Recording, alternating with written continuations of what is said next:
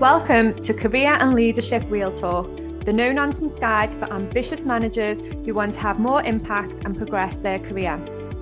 I'm Pamela Langan, a job search coach and expert CV writer specialising in helping frustrated professionals land the jobs and pay rises they know they deserve.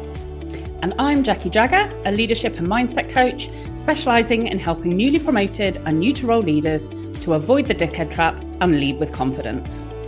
Between us, we've helped hundreds of leaders and managers to find new roles, take ownership of their careers, and handle the challenges that job searches and leadership responsibility inevitably bring. And now we're joining forces to share with you what we know has worked for our clients. Hello, and welcome to this week's episode. This time we are talking all about the do's and don'ts of designing a great recruitment process. So Pam and I have done probably a fair bit more than our fair share of recruitment over the years. And we have seen the good, the bad, and the ugly of recruitment processes. And in our work with clients as well, we hear so much about what happens from the candidate side. So we felt like this was a really good time to consider and support around some guidance for those of you that are hiring managers and need to make sure that you recruit well. Pam, kick us off, getting straight into it then. Where do people need to start with designing a great recruitment process? So the first place to start is always going to be defining the job requirements really clearly. And that probably sounds like simple. Of course, we're going to do that. But in reality, what that usually looks like is we need to recruit this person. Let's go to HR, see what job description we've got, see what job ad we've used in the past. And once you've gathered that information, then it's a case of let's go. Let's get it live. Let's get it on. But one of the key things that most hiring managers will miss in that process is really thinking through what they need that person to deliver in the role. And that might be a little bit different to what the current job description says. You never really know when those job descriptions were created, if they are as comprehensive as what you need right now. So it's about thinking through, what do we need this person to do? And what does that look like in real life? And how are we then going to articulate this in a job description and also on a job ad? So I would always start there. And once you've defined that, that is going to make it a lot easier for you to work with internal recruitment teams and also to work with recruiters, because there's nothing worse than, as a recruiter, you speak to an employer that is so excited about recruiting for this new position and you ask them to explain exactly what they need. They give you a brief overview. They send through a job description. You start sending candidates over and they're like, oh no, that's not quite what I wanted. It's really important to define what you need, which will then allow you to create the briefs for the people that are going to help you within that process. We did the episode not so long ago about how to write a brilliant job description, and we'll link to it in the show notes. But as you're describing and talking there, I think what's really striking me is flashbacks to exactly that situation where I was a recruiter, internal recruiter in my instance, and hiring managers would give me what they thought was a clear brief, but actually there was nowhere near enough clarity for me to go and be sure that I was putting the right kind of people in front of them. And one of the skills I developed over the years was that clarification and asking questions and getting that understanding. And I think it's very easy if you're in a situation where you're briefing a recruiter, if that recruiter isn't really experienced or doesn't have that skill set developed yet, to really tease that clarity out of you. It can be so frustrating on both sides, can't it? Because you're working as a recruiter and thinking, what the hell do they want? I'm giving them all these people and they're just saying no. And as a hiring manager, you feel like it's such a waste of your time seeing or speaking to all of these people and it's nowhere near what you want. And it's that clarity piece in the first is just so crucial. Yeah, it really is. And I think that can often be lost in translation, because when you've got a vacancy, usually you're up against it because you've got that gap, you've got additional workload to deal with. So it can be quite difficult to get the time to think about what you actually need. And it does seem easier to just pass it off to recruiters or a recruitment team and say, find me this person, find me this unicorn. But if you don't articulate it, then 9 times out of 10, you're going to end up with a real mismatch of candidates and you're going to be thinking, this is wasting even more time. So I would definitely invest that time upfront to clearly define it. So what's next then? So once you've got that clarity and you've created or updated the job description and you've briefed your HR team or your recruiter and candidates are starting to come through, what are the do's and don'ts at that stage? So I would say one of the biggest do's is allocate some time to sift through those CVs, because what lots of people don't do, they get into the process and they think, I'll make time. And then what they end up doing is rushing through, scan reading, missing key information, rejecting candidates because they've not got the time to properly understand what those candidates can bring to the table. So I would say you definitely do need to allocate that time so that you can really give it the attention that it needs to make sure that you are going through those CVs, going through those cover letters, really getting a feel for those candidates, and also providing feedback when you're going to reject people, and also feedback when you're going to bring people to the next stage as well, because it's always good to say, these are the great things that I've seen in this person and we would like to take them to the next stage. Yeah, again, flashbacks to the frustration of trying to get feedback for an external recruiter or for candidates directly, and hiring managers hadn't allocated the time. And CVs were like going into a black hole. And I think as a recruiter, you're very mindful of the candidate experience and the employer brand. And if a hiring manager hasn't allocated that time and hasn't given that quality of feedback, that can just feel so frustrating. And again, as candidates, we work with clients one to one. There's nothing that will more quickly diminish someone's view of a future potential employer than they're really slow in the process and they don't come back to you when you've given all the information as a candidate that you're supposed to. Yeah, and that's the thing, because it is that two-way process, isn't it? So it's about them putting their best foot forward and showing what they can bring to your organization, but it's also about you showing them how you work and why you're a great organization to be involved with as well. We've got the clarity. We've allocated the time to give decent feedback in a timely way. What else do hiring managers need to bear in mind? So when we get to that point, we then need to think about, what does the interview process look like and how are we going to get the best from those candidates at interview? And at that point, you should have a really good idea of the people that you're bringing to interview, the skill sets they've got, and what you would ideally like to see from them. So then you can start to create the interview process around that and think about, is it going to be competency-based questions? Will it be a presentation? What tasks will you want them to do, if any? How many stages? And I think it's at that point where you start to think, okay, what process is going to get the best out of these candidates? And depending on the level and the type of role, there's a whole number of different things that you can do. But I think that at this point, it's about thinking, okay, what do we need to see from them and what things will help them to demonstrate what they can bring to the table. It's a really interesting point in the process, that, isn't it? Because part of what prompted this episode was us seeing a question asked about, I've got somebody coming for interview tomorrow. What questions can I ask? And loads of people were suggesting loads of different type of questions. And everybody was trying to be helpful and suggesting questions that they'd used as a hiring manager. But when you looked at the range and span and type of questions, there was no coherent approach to, what do you want to know and understand from this person? And how do you design questions that allow that person to demonstrate that? So talk to us a bit more about that process. If somebody's not that experienced or doesn't recruit that often, and they now have a vacancy that they're going to be recruiting for, how can they start to think about the fundamentals of, how do I plan what questions I might include? So when you start thinking about it, I think the key thing is to go back to the start and think about, okay, what do we want this person to actually deliver in the role? So therefore, what do we actually need them to do?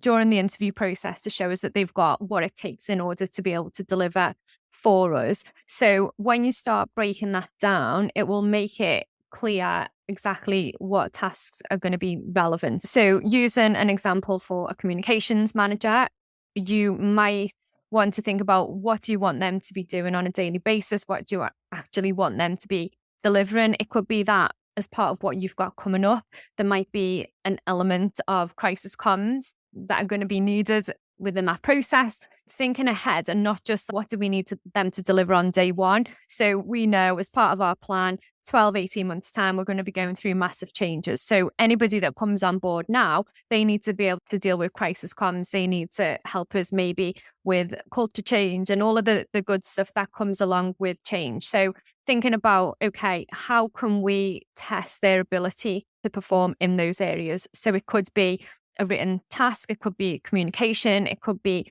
outlining strategy in order to deal with that. There could be a whole range of things. And then once you've identified the type of things that would help them to demonstrate what they can do, then you can think about, okay, is this an interview question or is this more a presentation task? Where does it fit in? And you can start breaking it down and working out what will best help them to demonstrate what they can bring. Because what you want to do with that process is set them up for success. You don't want to test them to the point of them having a meltdown because they're panicking so much about what they need to do or what you're getting them to do. You want to make it so that it's easy for them to show what they can bring and to present their ideas to you so you can understand their thought processes, how they think, and then you can get a real feel for how you'll get along with that person as well. And this is the flip side, really, to the episode that we did, isn't it, around interview presentations. Again, that's one of the most common things we're asked by candidates is, I've got this interview presentation to do. How do I deliver that really well? How do I prepare for it? How do I present it? And so often we hear stories of tasks that have not been thought through, where it's asking for huge amounts of detail, loads of complexity to the task. And in reality, when you're recruiting, you need to be looking for somebody's approach as opposed to expecting them to really give all of the detail, because they just don't have the context, do they, to be able to answer in the same way that they will once they've been in the role even a week, never mind a month or a year. Yeah, and that's one of that's a really good point as well, because what we're seeing a lot of lately is that candidates are going into interviews and they're going in with basic information. So they've not got all the facts. So they've got more questions than they can provide answers for. So what is happening then is employers are not getting that real insight into their thought process because all they're thinking about is the information that's missing or that they're making assumptions on, and they don't want to be seen to make assumptions. For me, that isn't helping them to show you how successful they could be in that role. So if you want them to do a presentation and you want it based on, it can be hypothetical stuff, it can be a totally made up story, but you give them some of those facts so that they can go, right, okay, this is really clear in my mind, this is the task, this is what it's based on, now I can deliver. And I think it's fine to ask somebody to outline a strategy or their thought processes on how they would develop a strategy.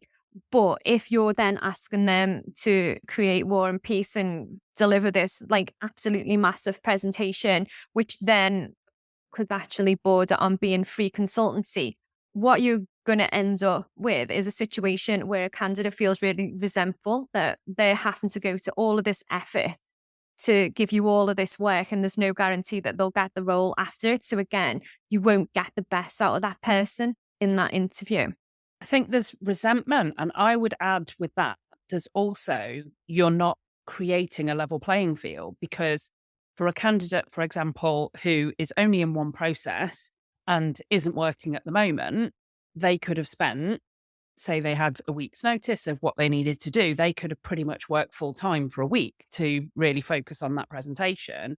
And for somebody else who is juggling a whole load of other commitments, working full time, traveling with work, looking after family, whatever it may be, they may only have had 2 or 3 hours to create and rehearse their presentation. So the more that you put into it, the less level a playing field you create. And therefore you can be basing your decision on things that are outside of your sphere of awareness.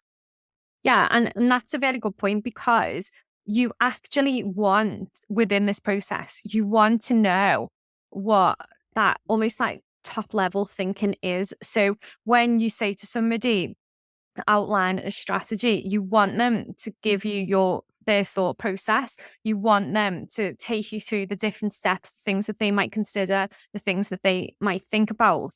You don't really need to know the ins and outs of what they would actually do. You just need to know that they will be thinking along the right lines, that they will be researching in the right areas, and they will be speaking to the right stakeholders. That is all you need to know in order to know, can they hit the ground running in this role? You don't need to see exactly what they will create, because if they're creating on a hypothetical situation with a hypothetical budget, you're never going to really get the best out of that person, because they think they're working with specific numbers and information. Whereas I always feel like there's more value in understanding how that person thinks and how they will pull something together, rather than actually creating something for the purpose of an interview. And one thing that's not that common, but speaking from the perspective of having used this both as a candidate and as a recruiter, I'm interested in your view, because an alternative is to have a longer amount of time allocated for recruitment, but to have somebody given a task with a finite time in the moment. So you brief them on a task, you give them some time, access to a laptop or what have you, if you want them to do a presentation, and you basically brief them and give them a finite amount of time. So that kind of levels the playing field, because you have the same amount of time and the same brief. But it then means that person has to be there for longer and you have to have them on site for longer, which can reduce the number of people that you might be able to invite. So I'm really interested in, it's one of very few recruitment topics that we've never talked about.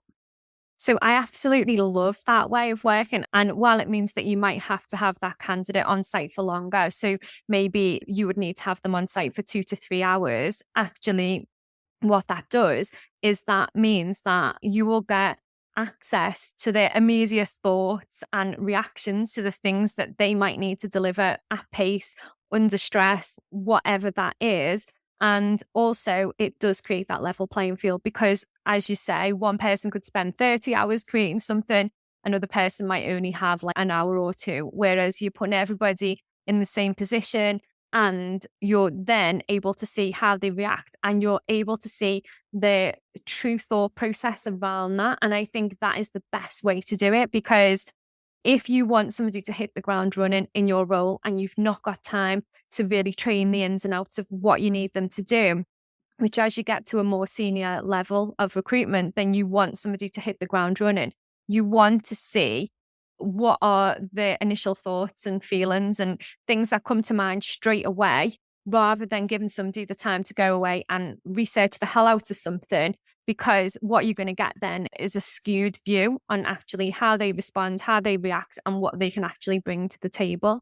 And you also know that it's their work, because if somebody comes with a pre-prepared presentation, albeit that you can question their conclusions, talk to them about what they're presenting, you can't tell how much of that is their own individual work versus how much might they have tapped into. Now, it's not to say that in the role, people, of course, can tap into research, talking to other people, and I would absolutely advocate that. So I'm not saying that people shouldn't do that when they're preparing a presentation, but it's a very different experience, isn't it, to talk to a candidate who is done that on the moment. And like you say, you're really seeing their kind of top line initial thoughts as opposed to the finite detail. So I think it leans to focusing on the bigger picture, which, like you say, leans well with more senior roles in particular. Yeah, definitely. And you'll get a real mix from the candidates. Some will absolutely love that way of doing things. That is when in the past I've interviewed myself, I absolutely prefer those on the day tasks because it really does separate people as well, because you can see who's up for it, who is really experienced, who can actually hit the ground running. And because some people will love that way of working and some will hate it, you can get a feel for how well that person will fit into your team at the same time as seeing what they actually bring as well.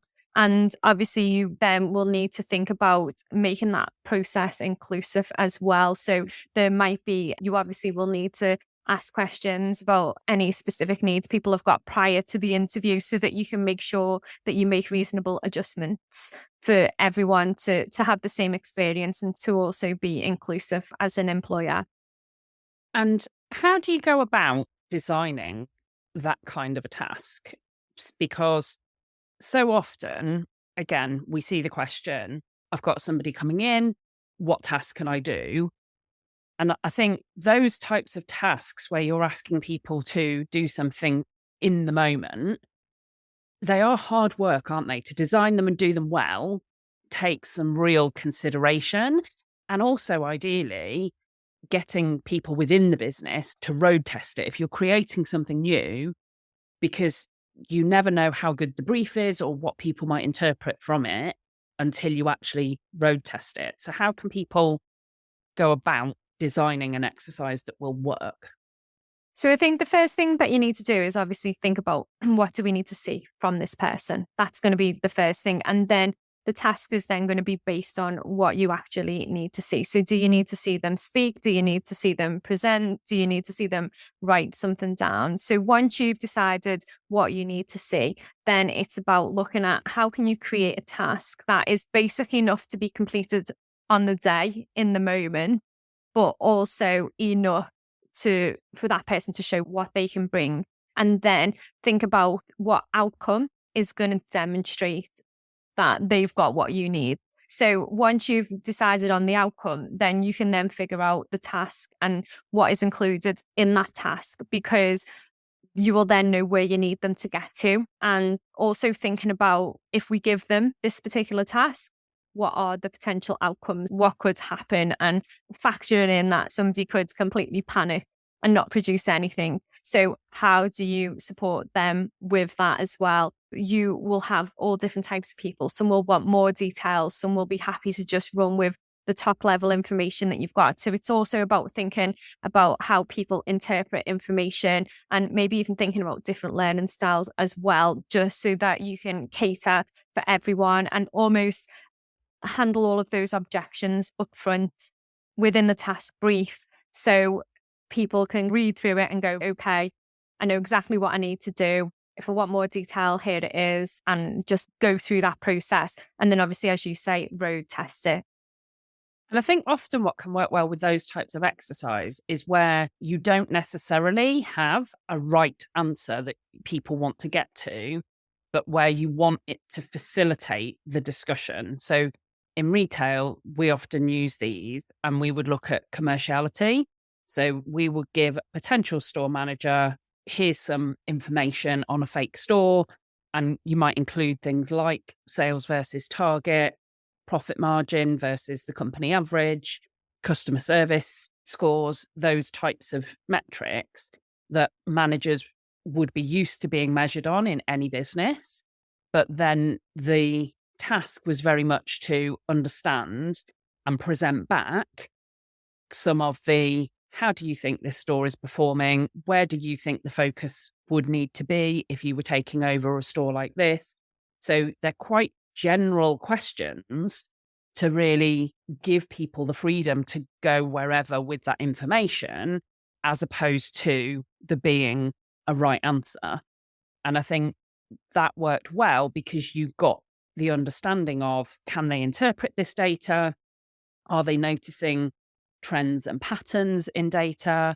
Are they aware of and linking it to information that we might already have given them? So part of the brief or at some other point, you might be talking about the company as a whole is focused on these values and behaviors, or customer service is our number one priority, or whatever it may be. And I think that tended to work really well where there wasn't we're expecting you to work through this and get to a specific answer. It was very much what can you bring to the table? Show us how you can interpret and, like you say, your thought process. Yeah, and I think that's the key thing, isn't it? Ultimately, what you want to see is how that person thinks, how they come to their conclusions, how they deal with the pressure of the task. And from that, you can then start to see how they'd fit in with your team, how they might work with you. I do think there's a lot you can glean from those type of tasks. And also you can get a real feel for somebody as well, because I think it's really important as well when you're going through these tasks and through the interview process to find those moments where you can connect with that person.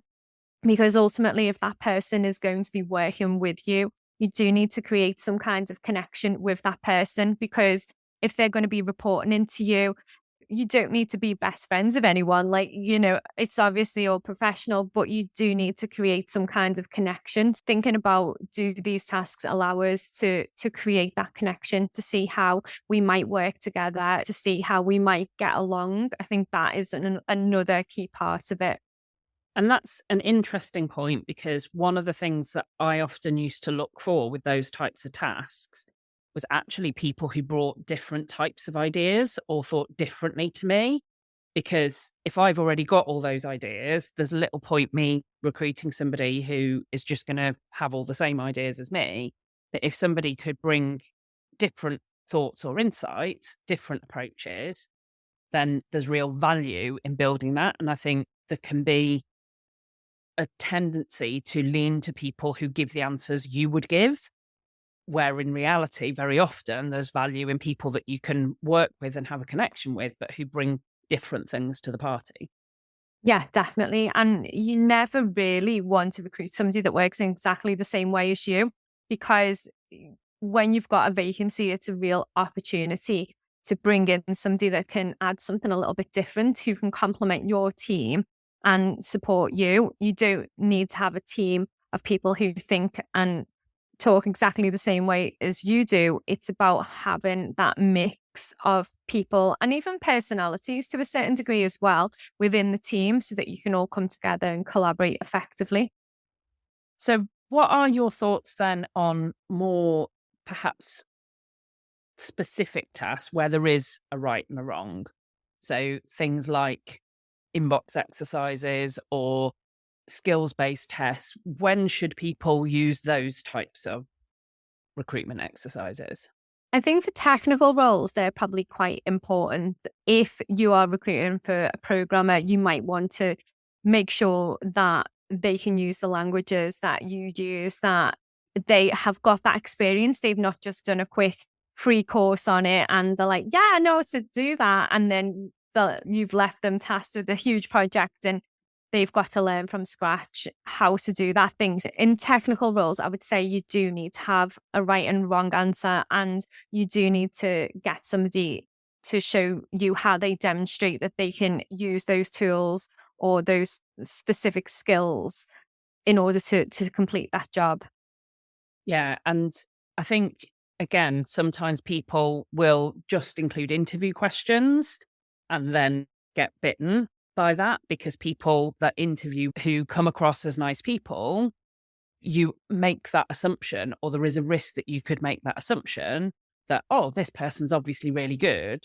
And I think sometimes people rely on interviews too much for those technical type of roles, where there could be some really valuable technical or skills based assessments that they could build into the recruitment process. It takes a bit of effort, it takes a bit of forethought, it takes a bit of sourcing to find the right ones. But when you've got those, I think it can make a big difference. And you can often use those as well in the relatively early stages, can't you, to screen people out so that you're not spending a lot of time and energy in a deep interview with somebody who then you find technically does not have the level that you require for that role.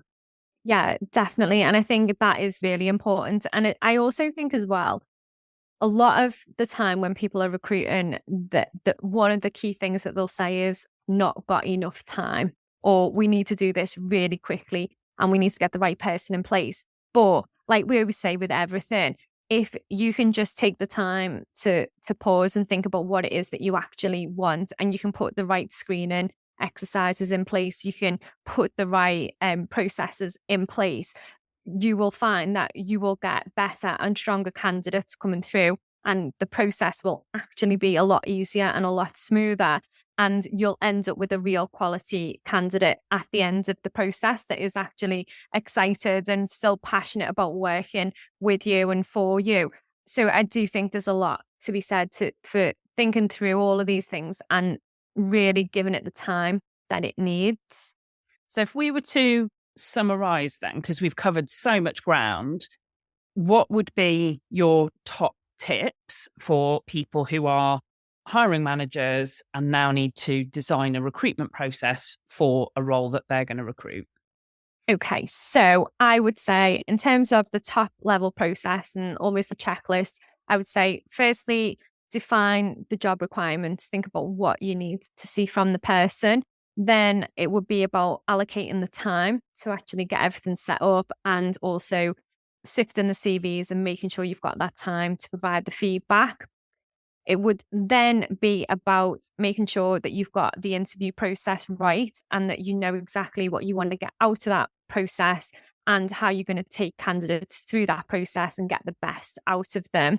And then you also want to then think about allocating time to make sure that you can provide feedback to the people who were unsuccessful, and also how you will then deliver the news for the people who are successful, or the person who is successful, and then how you will then onboard them. So allocating that time to do that effectively as well. Perfect. So if you're listening to this and recognizing that maybe this recruitment thing is a bit more involved than perhaps you'd realized, then Catalyst Careers brand does have a Recruit Right program that can either work with hiring managers to define and design interview and recruitment processes to attract talented candidates, or we can also act as external partners and consultants to partner with you throughout the whole process as well. So please do get in touch if that's something that you feel like you need or your business needs. Thank you as ever for listening, and we will be back next week with another episode. In the meantime, if you have found this useful, then please do rate and review on your favorite podcast platform, and please do share this with anyone who might find it useful. Thanks for listening, and we'll catch you again next time. Exciting news from us. If you're an ambitious leader or manager earning 50k or more and you're ready to take your career to the next level, we have an opportunity for you. Introducing Catalyst Career Club, your secret weapon for unlocking career success. As a member, you'll get access to monthly live training sessions, exclusive job opportunities, and the ability to get personalised advice from us on your toughest career challenges. We've helped thousands of driven leaders like you secure significant pay rises, land dream roles, and thrive in their careers. And now we want to support you in achieving your most ambitious career goals too. Membership is just $6.99 per month with no contract or tie-in. And as a special bonus for being our podcast listeners, you can use the code podcast at checkout to get your first month for just £1. Head over to pamelalangan.com/Catalyst Career Club to sign up now, and we'll see you inside.